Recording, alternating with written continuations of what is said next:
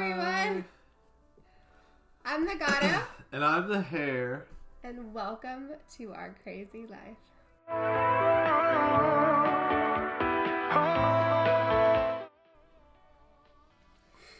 So, what's been happening this weekend? Or this last week? Lots of stuff. Well, the Easter Bunny came. So. Yeah, the Easter Bunny came, which was basically your mom. Yeah, my mom. And she had a bunch of candy and chips that she brought into our house, even though we're, trying not to eat bad food, but it's here now, and so... She, brought how many packages of Oreos? Three packages of Oreos, a bag of chips. Devil dogs, a bag of Tostitos. Two, big baskets full of, candy. But, her name is Baby Chicken, so she's, the baby chicken Easter Bunny. She brought us a huge sack of candy, so, Yeah, it's crazy. Plus, we have all the candy left over from our last video. We will link it below so you can check that out if you haven't done that already. But overall, it was a great Easter, right? Yep, and we got vaccinated. We did! Yeah. North Carolina seems to have a ton of vaccine, so we got up in there at Walgreens and got our jabs. And we just finished with our second shot. Yeah. And not really, I had some... I wouldn't say severe symptoms the first time. Definitely wasn't severe. Just some brain fog, and I kind of felt off for a couple days. And that first night I got chills. Probably was running a little fever.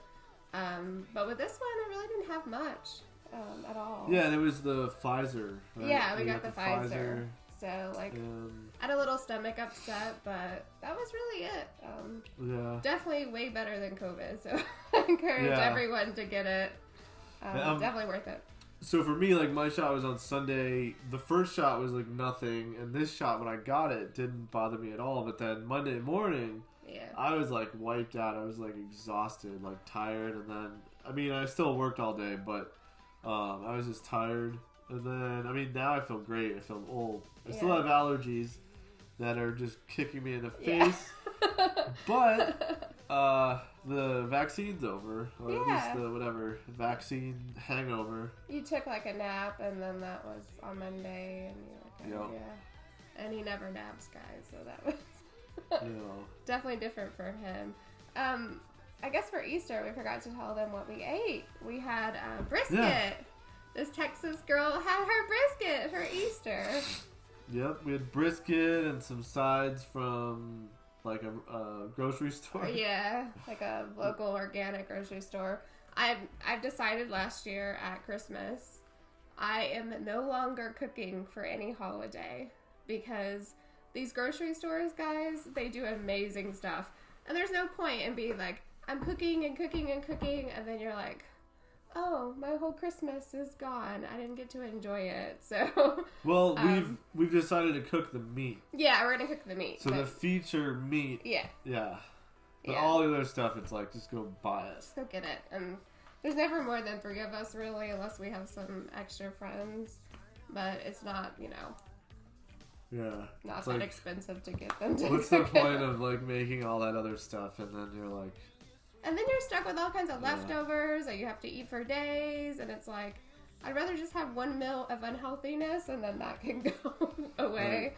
So it's definitely worked out for us. And then you could just feather the meat that's left over into veggie meals where there's lots of veggies. And you're just a little brisket, but it's not brisket. Yeah. It's not having McDonald's in the fridge, or it's every a big day, load of garbage every day. Yeah. So how's that chicken pen coming? It's going good. We'll put some photos up, and I'm going to say I'm going to try to do this. This is a chicken. And this weekend it's done, but we probably won't have the finished product on this video. It'll be on the next video. So it's been 10 weekends, I think, which is wonderful. Didn't realize the 4 months of my weekends would be dedicated to chicken coop building or chicken pen building, and about $400. So roughly. Sort of a sad story, but it's cool because I made it. and it's solid, and the chickens will enjoy like running around in there and like doing whatever they do, and it's gonna last forever. Yeah. and you know, if all else fails, I can just get you know, like a llama or a mini horse. Hang out in there too. Or if I'm a bad bunny, I might have to sleep in there maybe with the chickens. I'll put a cot in there for him. Yeah. There's enough room for like a hammock I could set up in the side. Yeah. Like, I'm not that big, so you know.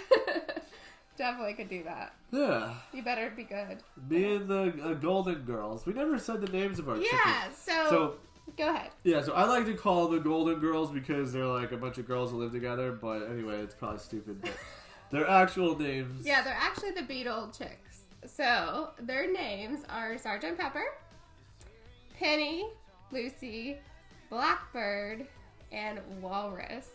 Yeah, so it's all Beatles themed. Let us know in the comments if you know each of those Beatle references. Yep. Or where they came from. So. And it's like their personalities. Like Blackbird, or no, Sergeant Pepper is like the bigger chicken and he's like dominating. She's like the lead. It's chicken all in charge. Girls. Yeah, she's the head chicken in charge. And then like Penny is like his little chicken. It's like gets pooped on and like pushed around. But they're sweet. They're so cool. They are. They're like cats, guys. Like they run up and then you can pick them up like this and just pet them. Yep. Yeah. And they kind of squat so you can scratch them, and they're like under their wings and they'll stuff. Do like this with their little wings. Yeah. They're very affectionate. They really are. And they pull their own weight. You know, like they deliver 5 eggs every day, like the clock, like it's just solid. So we have a lot of eggs, but you know, it was sort of where the pen came from because I was like, they had this Tractor Supply coop, and it was too little. Disaster. I was like, these guys deserve like a bigger. Yeah, bigger and that apartment. way, like this pen will allow them to have more outdoor access. They really, when I go out there to play with them and stuff, they really like running around in the backyard and eating the worms and stuff. Yeah. So this will give them more of an opportunity to do that throughout the day. Well, we wanted to keep them in a pen because we were worried they would like fly up into the tree or something, or the neighbor's yard and just be like sitting there all day. So they're like leghorn chickens, which I don't know if you've ever seen them. They're like foghorn leghorn, basically. They're just white. But some of the neat characteristics of those chickens is they can fly, guys. I've seen them like fly up higher than our fence. Yeah. So we do have hawks in our neighborhood. It's very weird being, you know, in a neighborhood with big hawks flying around. Yeah. So we have to worry for their safety as well. So that's why it is enclosed. You know, ideally they would be completely free range, but it's just not really possible here. But yeah, we'll definitely show some shots of it. Yeah. You'll see my masterpiece. I feel like it's a life's work coming to an end. Yeah. And then I get to stain it and paint it. It's my job with that. So yeah, so guys, remember the last video where we showed you the phantom shitter art? Yeah, the under the bed pooper. Phantom shitter. Yeah, phantom shitter. You're struck again. Yes. 3 times or twice? Twice. We don't know who's doing it. We're about to get one of those cameras, like go on Amazon and be like, I need to order one of those cameras and stick it down there. Yeah. We can find out, and then they're not allowed in our room anymore. We can under the bed live stream. Yeah. Like, which one has got the shame of being the phantom shitter? Which one's doing it? And speaking of like mysterious cat things, so like we live in an old house, guys. You can't really see much. One day we'll show you the other house. This is old. Yeah, this is like, yeah. Not really. But the doors, like we have a couple original doors in here and they don't actually close very well. Like, I don't know if you've ever been to an old house, but a lot of the doors are funky. Anyways, so we had to install like a little latch on the door actually to this room, and just to keep the cats out because it was like opening and they would just destroy everything, right? But we woke up one morning and I was like, the door's open. What happened? What's going on? And I was like, Hare, did you latch it back last night when you were in there? And he was like, Yeah, when I closed down the computer, I latched it back. Yep. And then it happened a second night. So we were like, one of the cats has figured out how to open the latch. Yeah. Well, they figured out that if they like jump on the door and push it, that eventually the latch, it's like a little hook. Eventually it slips off the thing and then they're in and they can like run around in this room and like do whatever. Destroy things. So he added like a little bit of like a bread tie on the hook to try to prevent it. We'll see. They might be able to figure that one out too. This is all being done in the name of like saving old doorknobs on the door, which I'm just like, let's just replace it because then we can have a door that you like do this and it opens. Historical stuff, guys. Yeah. Speaking of, this week I got a great opportunity to like be in my element. One of our really good friends needed a last minute pet sitter to watch her cats while she was gone, and she wanted me to come and like stay there for the day. And so I've been doing that this week. Oh guys, it's this gorgeous Victorian house. I'm so in my element. Plus, there's 6 cats running around, so it is like the best job right now. And plus, I can do my job from there. So he got to like get me out of his hair this week. Whatever.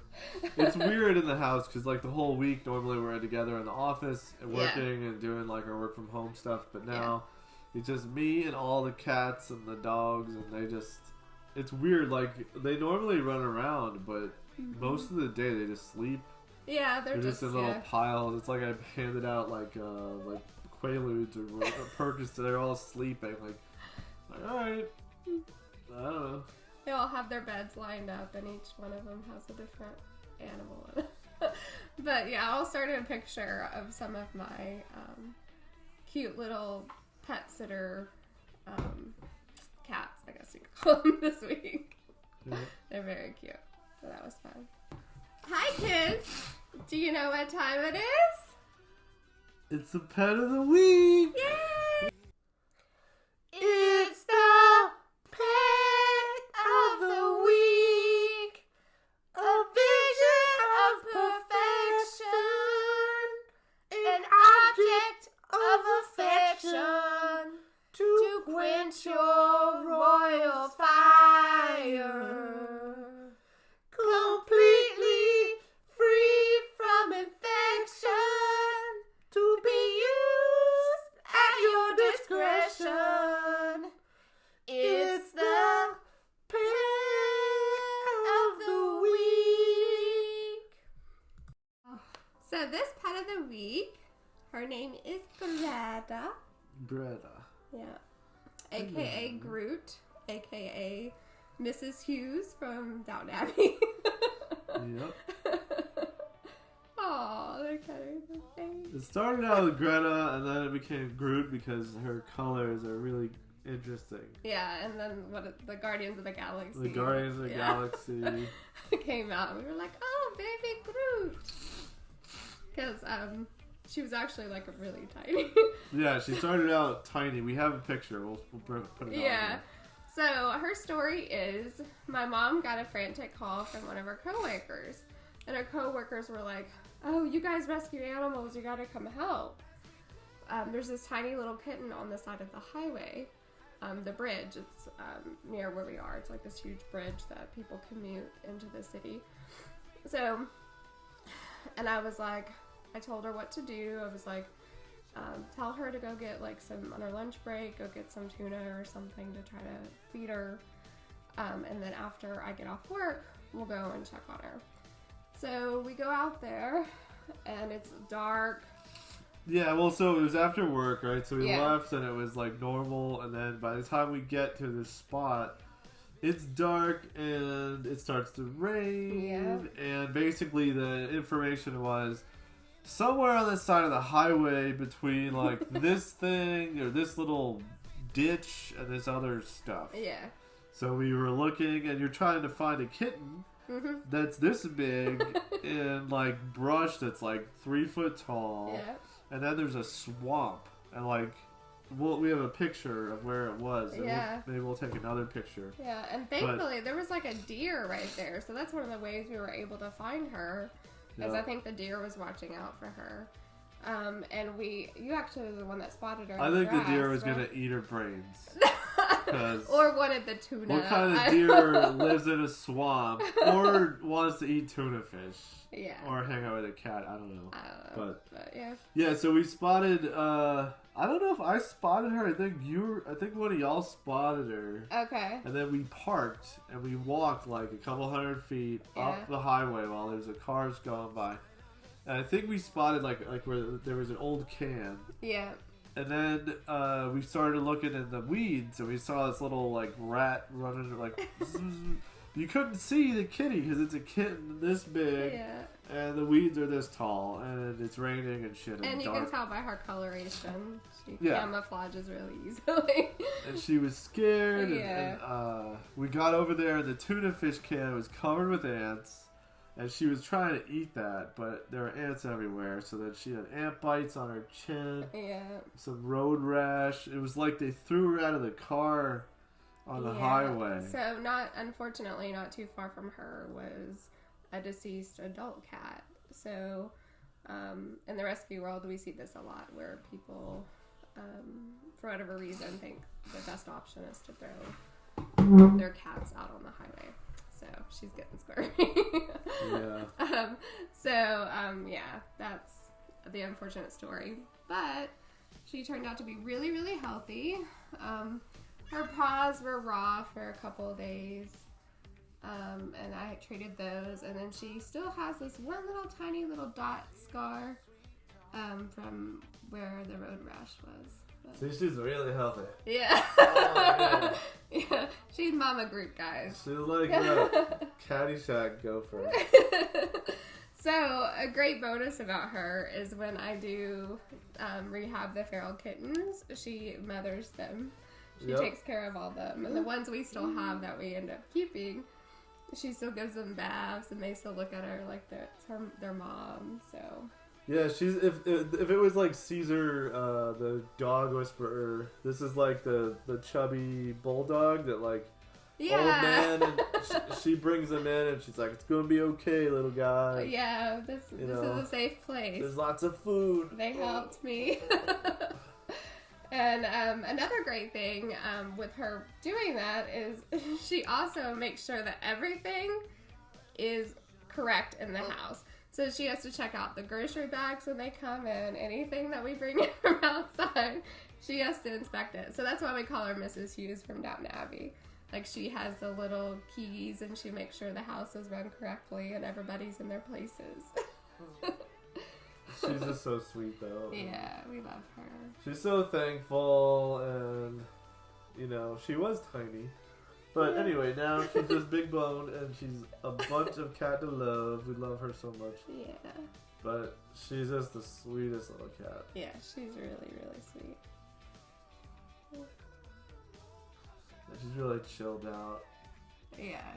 For having such a crazy origin story, she's very, she's the most mellow, little wise, little weird cat ever. Yeah, I don't know why people choose to make that decision. If you're in that situation and none of the rescues are able to help you, at least give them a chance by taking them to your local animal shelter. There's a possibility that it may not work out well, but a lot of times they do work the best they can in order to get them adopted or into a rescue. Yeah. So. Throwing them out the window of a moving car on a highway? Yeah, that's... Not really... Not really the right thing to do. Exactly. It's really horrible. So, because I don't think she would have survived for longer than that evening if we didn't get her. So, but definitely that's the end of our Pet of the Week story. Miss Greta. It's a good story. It's a sad beginning, but it's a great story. It's a great story. Hopefully, there's no diabetes in her future. He's so mean. Okay, guys, don't forget to like and subscribe to our channel. Gato in the hair. Yeah, so you can see more of our little critters. And for daily updates, definitely follow us on Instagram at the Gato in the Hair 2020. And don't forget to spay and neuter your pets. Bye, guys. Bye. more I